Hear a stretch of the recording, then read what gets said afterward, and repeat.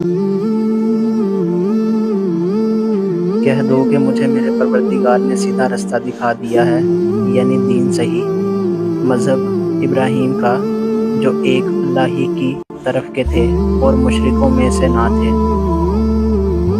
اور ابراہیم کے دین سے کون روگردانی کر سکتا ہے بجز اس کے جو نہایت نادان ہو۔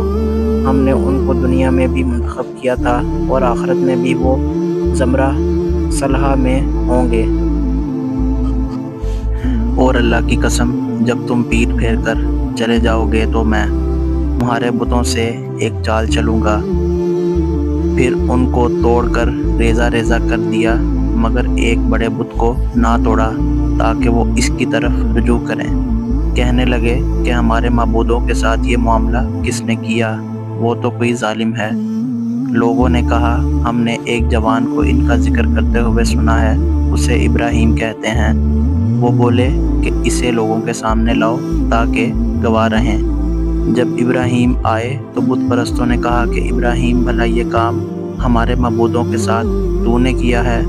ابراہیم نے کہا، بلکہ یہ ان کے ان بڑے بت نے کیا ہوگا، اگر یہ بولتے ہوں تو ان سے پوچھ لو۔ تب وہ کہنے لگے کہ اگر تمہیں کچھ کرنا ہے تو اس کو جلا ڈالو اور اپنے معبودوں کی مدد کرو۔ ہم نے حکم دیا، اے آگ سرد ہو جا اور ابراہیم پر موجب سلامتی بن جا۔